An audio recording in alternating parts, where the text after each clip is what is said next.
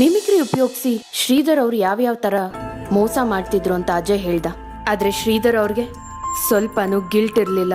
ಅಜಯ್ ಶ್ರೀಧರ್ ಅವ್ರನ್ನ ಅರೆಸ್ಟ್ ಮಾಡ್ದ. ಕಾಂಚನ ನನ್ ಮೇಲ್ ಕೆಂಡ ಕಾರದ್ಲು. ಬಹುಶಃ ನಾನ್ ಅವ್ರ ಜಾಗದಲ್ಲಿ ಇದ್ದಿದ್ರು ಅದೇ ಮಾಡ್ತಿದ್ದೆ ಅನ್ಸುತ್ತೆ.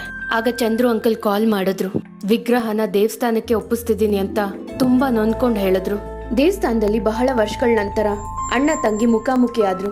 ನೋವು ಹಂಚ್ಕೊಂಡು ನಲ್ವಿನ ದಾರಿ ಹುಡ್ಕೊಳ್ಳೋಣ ಅಂತ ಒಬ್ರಿಗೊಬ್ರು ಪ್ರಾಮಿಸ್ ಮಾಡ್ಕೊಂಡ್ರು. ಸುಮಂತ್ ಅವನ್ ಗರ್ಲ್ ಫ್ರೆಂಡ್ ನ ಕರ್ಕೊಂಡು ಮನೆಗ್ ಬಂದ. ತುಂಬಾ ಸ್ಕೋಪ್ ತಗೋತಿದ್ದ. ಅದಕ್ಕೆ ನಾವೆಲ್ಲ ಸೇರಿ ಅವನ್ಗೆ ಆಟ ಆಡಿಸಿದ್ವಿ. ಕೊನೆಗೆ ಅವರಿಬ್ಬರು ಪ್ರೀತಿ ವಿಷಯ ನಮಗ್ ಗೊತ್ತಾಯ್ತು. ಅತ್ತೆ ಹತ್ರ ನೀವೇ ಮಾತಾಡ್ಬೇಕು ಅಂತ ಸುಮಂತ್ ಹೇಳ್ದ. ಅದಕ್ಕೆ ಅದಿತಿ ಸರಿಯಾಗಿ ಹೇಳ್ದೆ. ನಿಮ್ಮ ಅತ್ತಿಗೆ ಯಾವ ವಿಷಯನೂ ಅತ್ತೆ ಹತ್ರ ಮಾತಾಡಲ್ಲ.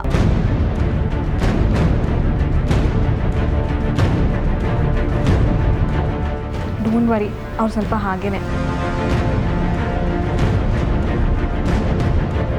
ಅದಕ್ಕೆ ನನಗೊಂದು ಐಡಿಯಾ.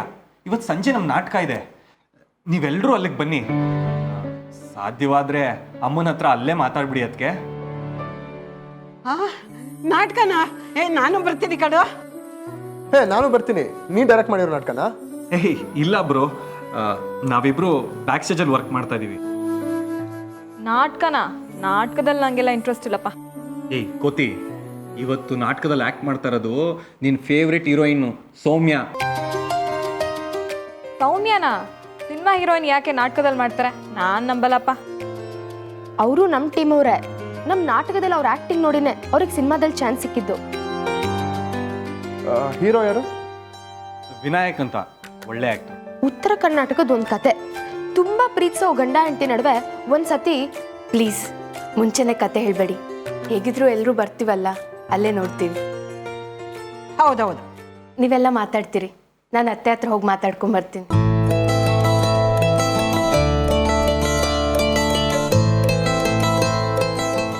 ಸುಮಂತ್ ಲವ್ ಸ್ಟೋರಿನೂ ಒಂದು ಹಂತಕ್ಕೆ ಸೆಟ್ಲ್ ಆಯಿತು. ಆದರೆ ನನ್ನ ಲವ್ ಸ್ಟೋರಿನೇ ಇನ್ನೂ ಸ್ಟ್ಯಾಂಡ್ ಹಾಕೊಂಡು ಅಲ್ಲೇ ನಿಂತಿದೆ. ಡಿನ್ನರ್ಗೆ ಹೋದರೂ ಪ್ರಪೋಸ್ ಮಾಡೋಕ್ಕಾಗಲಿಲ್ಲ. ಯಾವಾಗಪ್ಪ ನನ್ನ ಪ್ರೀತಿ ನೀವು ಹೇಳೋದು? ನಾವು ಯಾವಾಗ ಕೈ ಹಿಡ್ಕೊಂಡು ನಗ್ನಗ್ತಾ ಮಾತಾಡೋದು?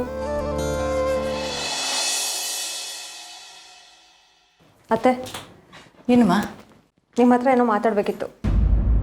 ಹೇಳು. ಅತ್ತೆ, ನಂಗೆ ಬೊಟಿಕ್ ಓಪನ್ ಮಾಡಬೇಕು ಅಂತ ತುಂಬ ಆಸೆ ಇದೆ. ಅದಕ್ಕೆ ನಿಮ್ಮ ಒಪ್ಪಿಗೆ ಬೇಕು. ಬೊಟಿಕಾ? ಇದ್ಯಾವುದಮ್ಮ ನಿನ್ನ ಹೊಸ ಆಸೆ?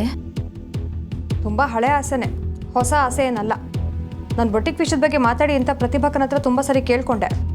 ಆದರೆ ಅವ್ರದ್ದಷ್ಟೇ ನೋಡಿಕೊಂಡ್ರು. ಎಷ್ಟು ವರ್ಷದಿಂದ ಪ್ರತಿಭಾನ ನೋಡ್ತಾ ಇದೆಯಾ?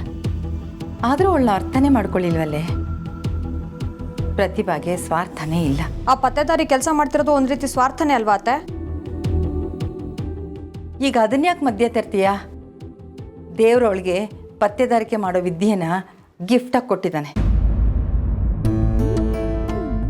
ಅವಳು ಅದನ್ನು ಸಿನ್ಸಿಯರಾಗಿ ಮಾಡಿ ಎಲ್ಲರ ಹತ್ರ ಒಳ್ಳೆ ಹೆಸರು ತಗೋತಾ ಇದ್ದಾಳೆ. ಆದರೆ ನೀನು ಬೊಟಿಕ್ ಮಾಡೋದಕ್ಕೆ ನಿನಗೇನು ಎಕ್ಸ್ಪೀರಿಯನ್ಸ್ ಇದೆ? ಓ, ಪತ್ತೆದಾರಿಕೆ ಕೆಲಸ ಮಾಡೋದಕ್ಕೆ ನಿಮ್ಮ ಸೊಸೆಗೆ ಎಕ್ಸ್ಪೀರಿಯನ್ಸ್ ಇತ್ತಾ? ಓ, ಪ್ರತಿಭಾ ಅಕ್ಕ ಹೋಗಿ ನಿಮ್ಮ ಸೊಸೆ ಆಗೋಯ್ತಾ? ಅಲ್ಲಿಗೆ ನೀನು ಬೊಟಿಕ್ ಓಪನ್ ಮಾಡಬೇಕು ಅಂತಿರೋದು ನಿನ್ನ ಖುಷಿಗಲ್ಲ, ಪ್ರತಿಭಾ ಮೇಲೆ ಜಿದ್ದು ಸಾಧಿಸೋಕೆ ಅಲ್ವಾ? ಯಾಕೆ ಯಾವಾಗಲೂ ನನ್ನ ತಪ್ಪಾಗಿ ತಿಳ್ಕೊತೀರಾ ನೀವು? ತಪ್ಪು ತಿಳ್ಕೊಳ್ದೆ ಇನ್ನೇನೇ ಮಾಡಲಿ? ನೀನು ಓದಿರೋದು MSc. ಅದಕ್ಕೆ ಸಂಬಂಧಪಟ್ಟಾಗ ಏನಾದರೂ ಮಾಡೋದು ಬಿಟ್ಟು ಕಲಿದೇ ಇರೋದನ್ನು ಮಾಡೋಕ್ಕೆ ಹೊರಟಿದೆಯಲ್ಲ? ನಾನು ಕಲಿದೇ ಇರಬಹುದು, ಆದರೆ ನನಗೊಳ್ಳೆ ಟೇಸ್ಟ್ ಇದೆ, ನಾಲೆಡ್ಜ್ ಇದೆ, ಪ್ಯಾಷನ್ ಇದೆ. ಅದೇ ನಾನು MSc ಮಾಡಿದ್ದು ನಮ್ಮ ಅಪ್ಪನ ಬಲವಂತಕ್ಕೆ. ಆದರೆ ನನಗೆ ಇಂಟ್ರೆಸ್ಟ್ ಇರೋದು ಡಿಸೈನಿಂಗು, ಫ್ಯಾಷನ್ನು, ಆಕ್ಸೆಸರೀಸು ಇಂಥದ್ದೇ. ಅದಕ್ಕೆ ನಾನು ಬೊಟಿಕ್ ಓಪನ್ ಮಾಡಿ ನನ್ನ ಕೆರಿಯರ್ನ ಬಿಲ್ಡ್ ಮಾಡಬೇಕು ಅಂದ್ಕೊಂಡಿದ್ದೀನಿ. ಸೊ ನಿಮ್ಮ ಪರ್ಮಿಷನ್ ಬೇಕಷ್ಟೇ ಅತ್ತೆ. ಸರಿ, ಒಪ್ಪಿಗೆ ಕೊಡ್ತೀನಿ. ಆದರೆ ಇನ್ವೆಸ್ಟ್ಮೆಂಟ್ಗೆ ಏನು ಮಾಡ್ತೀಯಾ? ಅಂದರೆ ನೀವು ಜೈ ನಿಮ್ಮ ಮಾವನ ಕೇಳೋ ತೊಂದರೆ ಮಾತ್ರ ತಗೋಬೇಡ. ಯಾಕೆಂದರೆ ಅವ್ರ ಸೊಸೆ ಬೊಟಿಕ್ ಓಪನ್ ಮಾಡ್ತಾಳೆ, ಬಟ್ಟೆ ಅಂಗಡಿ ಓಪನ್ ಮಾಡ್ತಾಳೆ ಅಂದರೆ ಅದು ಅವ್ರಿಗೆ ಇಷ್ಟ ಆಗೋದಿಲ್ಲ. ಅಯ್ಯೋ ಅತ್ತೆ, ಬೊಟಿಕ್ ಅಂದರೆ ಬಟ್ಟೆ ಅಂಗಡಿ ಅಷ್ಟೇ ಅಲ್ಲ, ಅದರಲ್ಲಿ ಹೋಗಲಿ ಬಿಡಿ, ನೀವು ಓಪನ್ ಮಾಡೋಕ್ಕೆ ಪರ್ಮಿಷನ್ ಕೊಟ್ರಲ್ಲ, ಅಷ್ಟೇ ಸಾಕು. ಇನ್ವೆಸ್ಟ್ಮೆಂಟಿಗೆ ನಾನು ಹೇಗೋ ವ್ಯವಸ್ಥೆ ಮಾಡ್ಕೊತೀನಿ. ಥ್ಯಾಂಕ್ಸ್, ಅಟ್ಲೀಸ್ಟ್ ಓಕೆ ಆದರೂ ಕೊಟ್ರಲ್ಲ.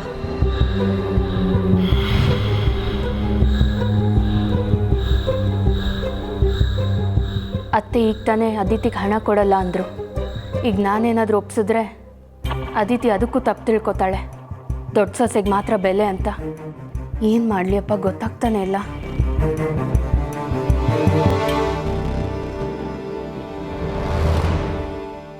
ಪ್ರತಿಭಾ, ಏನು ಯೋಚನೆ ಮಾಡ್ತಾ ಇದೀಯಾ? ಏನೂ ಇಲ್ಲ ಅತ್ತೆ, ಸುಮಂತ್ ಫ್ರೆಂಡ್ ಬಂದಿದ್ದಾರೆ. ಸಂಜೆ ನಾಟಕ ಇದೆ, ಅದಕ್ಕೆ ಇನ್ವೈಟ್ ಮಾಡ್ತಾ ಇದ್ದಾರೆ. ನಾವೆಲ್ಲ ಹೋಗೋಣ ಅಂದ್ಕೊಂಡಿದ್ದೀವಿ. ನೀವು ಬರ್ತೀರಾ? ಇಲ್ಲಮ್ಮ, ನಾನು ಬರೋದಿಲ್ಲ. ನೀವೆಲ್ಲ ಹೋಗ್ಬಿಟ್ಟು ಬನ್ನಿ. ನಂಗೆ ಯಾಕೋ ತುಂಬ ತಲೆನೋವ್ತಾ ಇದೆ. ಟ್ಯಾಬ್ಲೆಟ್ ತಂದ್ಕೊಡ್ಲಾ? ಬೇಡಮ್ಮ, ಸ್ವಲ್ಪ ಹೊತ್ತು ಮಲಗಿದ್ರೆ ಸರಿ ಹೋಗುತ್ತೆ. ನೀವು ಹೋಗಿ ಬನ್ನಿ. ಸರಿ ಅತ್ತೆ.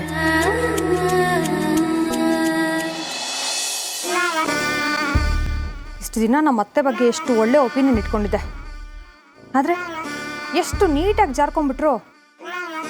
ಬೊಟಿಕ್ ಓಪನ್ ಮಾಡೋಕ್ಕೆ ಪರ್ಮಿಷನ್ ಕೊಡ್ತಾರಂತೆ, ಆದರೆ ದುಡ್ಡು ಕೊಡಲ್ವಂತೆ.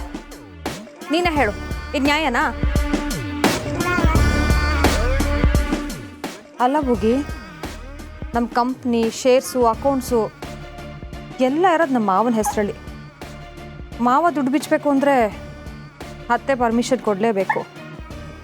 ಅದಕ್ಕೆ ಈ ಥರ ನಾಟಕ ಆಡಿದ್ರು ಅನ್ಸುತ್ತೆ.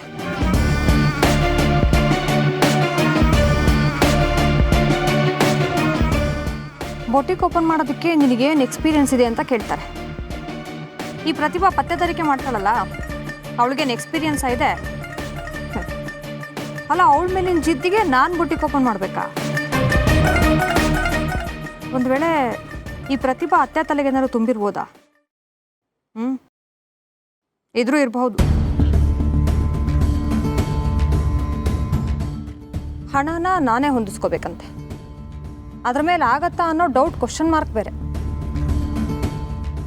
ಪರವಾಗಿಲ್ಲ, ನಾನು ಇದನ್ನು ಚಾಲೆಂಜಾಗಿ ತಗೋತೀನಿ. ಯಾರ ಸಹಾಯನೂ ಇಲ್ಲದೆ ದೊಡ್ಡ ಬೊಟಿಕ್ ಓಪನ್ ಮಾಡೇ ಮಾಡ್ತೀನಿ.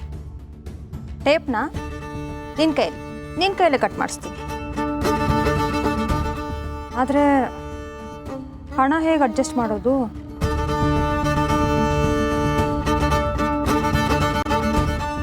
ಮಮ್ಮಿ, ಏನು ಮಮ್ಮಿ ನೀನು ತಿಂಗಳಾದರೆ parlour, massage, health care, spa ಅಂತ 50-60 ಸಾವಿರ ಖರ್ಚು ಮಾಡ್ತೀಯಾ? ನಿನ್ನ ಮಗಳು ನಾನು ಕೇಳಿದ್ರೆ ಇಲ್ಲ ಅಂತೀಯಾ? ಇರಲಿ ಬಿಡು, ನನ್ನ ಪಪ್ಪಂಗೆ ಕಾಲ್ ಮಾಡ್ತೀನಿ. ಅಷ್ಟೇ, ಶ್ರೀಮಂತರ ಮನೆಗೆ ಮಗಳನ್ನ ಬಟ್ಟೆ ಮಾರೋ ಕೆಲಸ ಮಾಡ್ಕೊಂಡಿರ್ಲಿ ಅಂತನಾ ಕಳಿಸಿದ್ದು ಅಂತ ನಿನ್ನ ಮುಖಕ್ಕೆ ಉಗ್ದು ಉಪ್ಪಿನಕಾಯಿ ಹಾಕ್ತಾರೆ.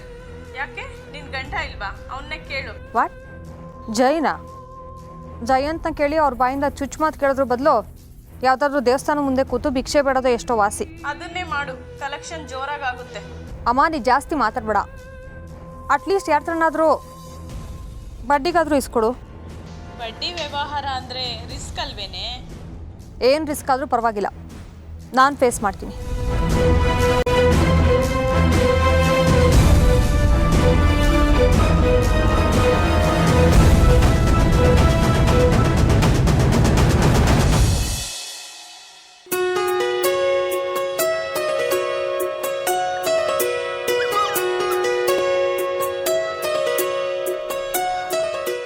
ಅಜ್ಜಿ, ನಮ್ಮಿಬ್ಬರ ಮಧ್ಯೆ ಕೂತ್ಕೊಳ್ಳಿ. ಅಯ್ಯೋ, ನಿಮ್ಮಿಬ್ಬರ ಮಧ್ಯನಾ? ಬೇಡ, ನೀವಿಬ್ರು ಗಂಡ ಹಿಡ್ತಿ ಪಕ್ಕ ಕೂತ್ಕೊಳ್ಳಿ. ಅಲ್ಲ ಅಜ್ಜಿ, ನಿಮಗೆ ಸರಿಯಾಗಿ ಕೇಳಿಸ್ಲಿಲ್ಲ ಅಂದರೆ ನಮ್ಮನ್ನ ಕೇಳ್ಬೋದು. ಅಯ್ಯೋ, ನನಗೆ ಕೇಳಿಸುತ್ತೆ ಕಣೆ. ಇಂಥ ನಾಟಕ ನಾನು ಎಷ್ಟು ಮಾಡಿಲ್ಲ. ಆ ಸಂದರ್ಭ ನೋಡೇ ಗೊತ್ತಾಗುತ್ತೆ ಯಾವ ಡೈಲಾಗ್ ಮಾತಾಡ್ತಾ ಇದ್ದಾರೆ ಅಂತ. ಗೊತ್ತಾಗುತ್ತೆ, ಕೂತ್ಕೊಂಡು ನೀನು.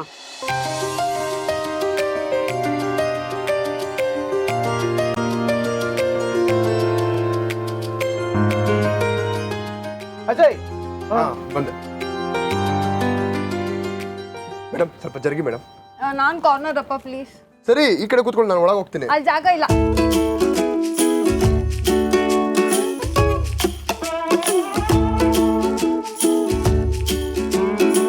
ಫ್ಯಾಮಿಲಿ ಎಲ್ಲ ಒಂದೇ ಕಡೆ ಕೂತಿದ್ರೆ ಇವನೇನೋ ಸಪ್ರೇಟಾಗಿ ಕೂತ್ಕೋತಾನಂತೆ. ದಿವ್ಯಾ ಪಕ್ಕದಲ್ಲಿ ಜಾಗ ಇದೆ ತಾನೆ, ಬಂದು ಕೂತ್ಕೋ.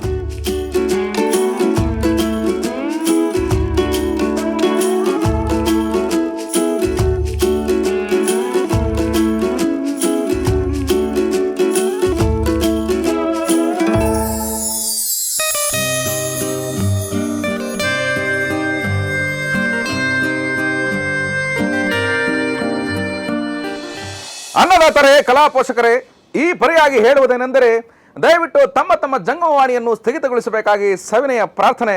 ಈಗ ಪ್ರಾರಂಭ.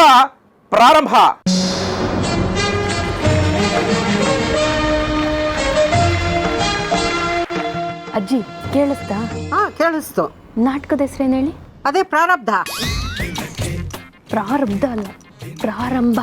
ಓ, ಪ್ರಾರಂಭ. ಈಗ ಆರಂಭ.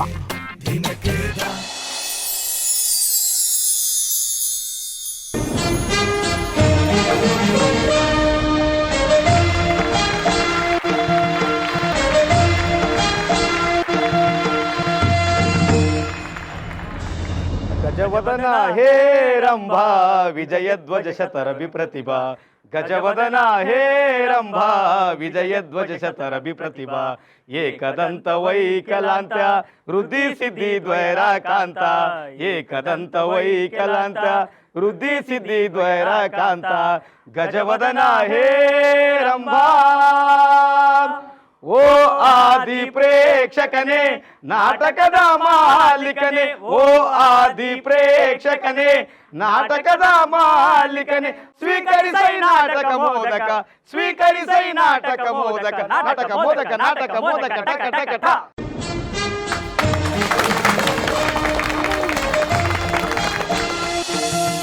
ಸಿಗವ್ವ, ನಮ್ಮ ಕಾವೇರಿ ಕೈ ಅಡುಗೆ ತಿಂದು ಭಾಳ ದಿನ ಆಗೈತ್ರಿ. ಭಾಳ ಚೆನ್ನಾಗಿ ಮಾಡೋಳೆ. ಹಂಗಾರೆ ಇನ್ನೊಂದು ರೊಟ್ಟಿ ತಿನ್ನು ಮತ್ತೆ. ಸಾಕು ನೋಡ್ಬೇಕಿನ ಅಡ್ಗಿ ಚಲೋ ಮಾಡ್ಯಾಳೆ ಅಂತ ಹೊಗಳಿದೆ ತಪ್ಪಾತು.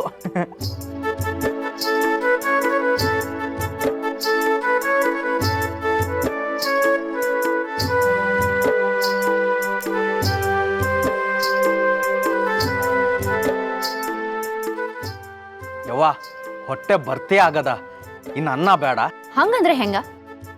ರೊಟ್ಟಿ ರಟ್ಟೆ ಗಟ್ಟಿ ಮಾಡಕ ಚೂರ್ ಮಸ್ರನ್ನ ತಿಂದಿಲ್ಲ ಅಂದ್ರೆ ಹೆಂಗ? ಬೇಡ ಬೇ. ಏನ್ ಬಂದ್ರಿ? ಈ ಕಡೆ ಬಸ್ಸಿಗೆ ಬಂದೀವಿ ನೋಡಪ್ಪ. ನೀವು ಬಂದ್ಮೇಲೆ ನಿಮ್ ಕೂಡ ಊಟ ಮಾಡೋಣ ಅಂತ ನನ್ನ ಮಗಳಿಗೆ ಹೇಳ್ದೆ. ಆದ್ರೆ ಆಕಿ ಕೇಳವಳು ನೋಡಪ್ಪ.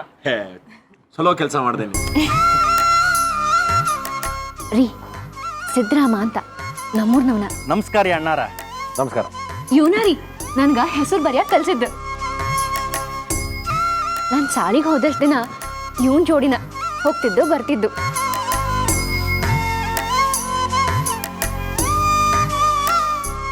ಈಗ ಇಲ್ಲೇ ಪಕ್ತೂರಾಗ ಮಾಸ್ತರ್ ಕೆಲಸ ಸಿಕ್ಕೈತೆ ಅಂತ ಬಂದಾನ.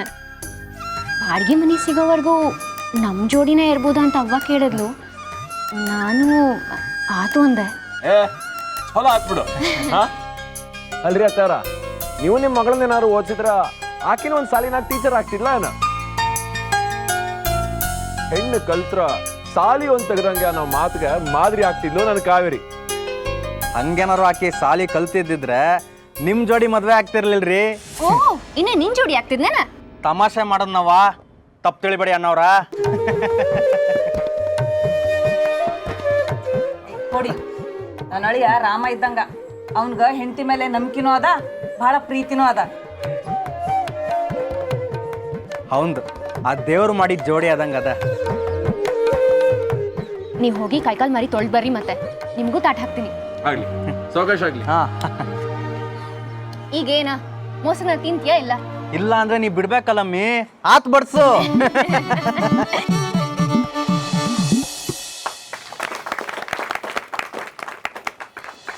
ಹೇಳಿದ್ರೇನ್ರಿ, ಅವ್ನ ಹೆಂಡತಿ ಗೆಳೆಯ ಬಂದಾನ ಊರಿಂದ. ಅವ ಆಕಿಗೆ ಮೈ ಕೈಲ ಮುಟ್ಟು ಮಾತಾಡ್ತಾನ್ರಿ. ಆ ಗುರ್ಸಿದ್ದ ಏನು ಗಂಡ್ಸ್ ಹೌದ ಅಲ್ರಿ, ಅವನ್ಗೇನು ರೋಷ ಇಲ್ಲೇನ್ರಿ? ನೀವು ಗಂಡ್ಸಿದ್ರಿ ಹೌದಿಲ್ಲ? ಹೋಗಿ ಆಕಿ ಗಂಡನ್ನ ಕಿವಿ ಹೋದ್ರಿ. ಹೋಗ್ರಿ ಹೋಗ್ರಿ.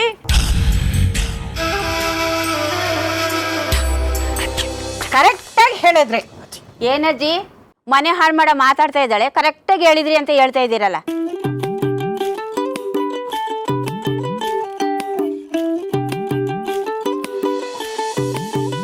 ನೋಡಿದ್ರಲ್ಲ, ಒಂದು ಅನ್ಯೋನ್ಯವಾಗಿರೋ ಸಂಸಾರ ಎಷ್ಟು ಚೆನ್ನಾಗಿದೆ. ಆದ್ರೆ ಜನ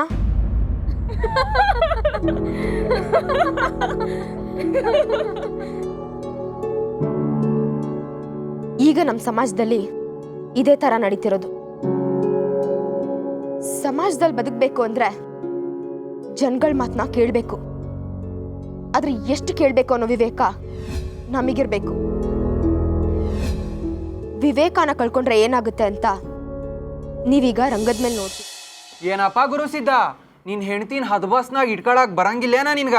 ಯಾಕ್ಲೆ ಹಂಗ್ ಮಾತಾಡಕತ್ತೆ? ಅಲ್ಲಪ್ಪ ಗುರುಸಿದ್ದ, ನಾವೆಲ್ಲರೂ ಇವತ್ತು ಸಂತಿಗೆ ಹೋಗಿದ್ವಿ. ಅಲ್ಲಿ ನಿನ್ನ ಹೆಂಡತಿ ಆ ಟೈಲರ್ಗ ಅಳತಿ ಕೊಡೋದೇನು ಅಲ್ಲಿ ಕಿಸೇದೇನು ನೋಡಕ್ ಆಗೋಲ್ತಿಗಿ. ಲೇ ನನ್ನ ಹೆಂಡತಿ ಹಾಲ್ ಅಂತೋಳು, ಆಕಿ ಮನ್ಸು ಹಾಲ್ ಇದ್ದಂಗೆ ಇರ್ತದೆ. ಅವಳ ಎಲ್ಲಾರು ಕೂಡ ನಂಗಂತ ಮಾತಾಡ್ಕೊಂಡಿರ್ತಾಳ ಅಷ್ಟ. ಗುರುಸಿದ್ದ, ಅಳೋ ಗಂಡಸನ್ನ ನಗೋ ಹೆಂಗಸನ್ನ ನಂಗ್ಬಾರ್ದು ಅಂತೇಳಿ ಗಾದಿ ಮಾತೈತೆ, ಗೊತ್ತೈತಿಲ್ಲ?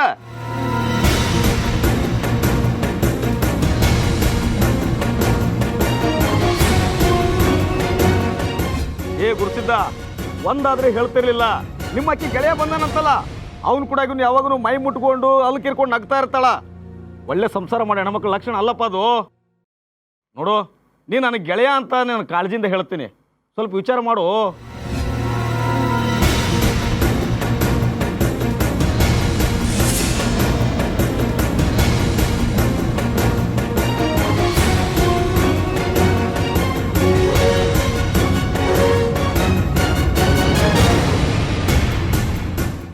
ಸರಿಯಾಗಿ ಹೇಳಿದ್ರಿ. ಹಂಗೆ ಹೇಳ್ರಿ ಬುದ್ಧಿ ಅವನಿಗೆ. ಅಜ್ಜಿ, ನೀವು ತಪ್ಪಾಗಿ ಕೇಳಿಸ್ಕೊತಾ ಇದ್ದೀರಾ. ಅವರು ಗಂಡಂಗೆ ಹೆಂಡತಿ ಮೇಲೆ ಅನುಮಾನ ಬರೋ ಥರ ಚಾಡಿ ಹೇಳ್ತಿರೋದು. ಅಯ್ಯೋ ಹೌದಾ? ಅಯ್ಯೋ ನಿಮ್ಮ ಮನೆ ಹಾಳ್ರು.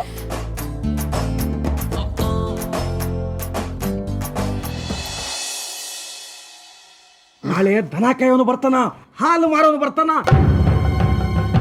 ಎಲ್ರು ಜೋಡಿ ನೀ ಹಿಂಗ ಸಲ್ಗೆಯಿಂದ ಇರಾಕ್ ಬಿಟ್ರೆ ನೀ ಗಂಡ ಅಲ್ಲೋ ಚಂಡ.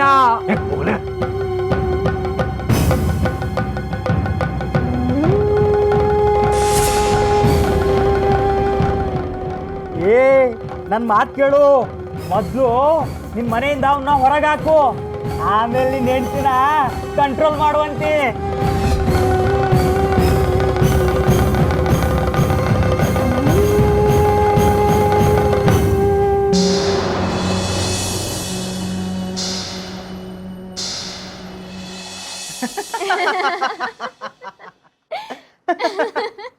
ಅವತ್ ನಿನ್ ಜೋಡಿ ಇದ್ದಿದ್ದು ಮರೆಯಂಗೆ ಅಲ್ಲ ಬಿಡು. ಓ ಬನ್ರಿ ಅಣ್ಣಾರ, ಇವತ್ ನಿಮ್ ಜೋಡಿನ ಊಟ ಮಾಡ್ತೀನಿ. ಅದಕ್ಕ ನಿನ್ ಜೀವದ ಗೆಳತಿ ನಿನ್ ಒಬ್ಬನಿಗೆ ಊಟ ಹಾಕಲ್ಲ ಅನ್ಲೇನ? ಯಾಕ್ರಿ ಅಣ್ಣಾರ, ಏನಾತು? ಎಲ್ಲೇ ನಿನ್ನಿಂದನೇ ಸೋಳೆ ಮಗನ. ನಾನೇನ್ರಿ ತಪ್ಪು ಮಾಡೀನಿ? ಏನ್ ತಪ್ಪು ಮಾಡಿಯಾ?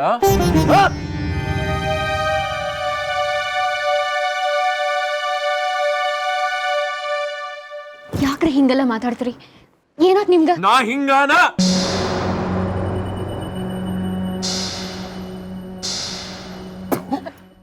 ರೀ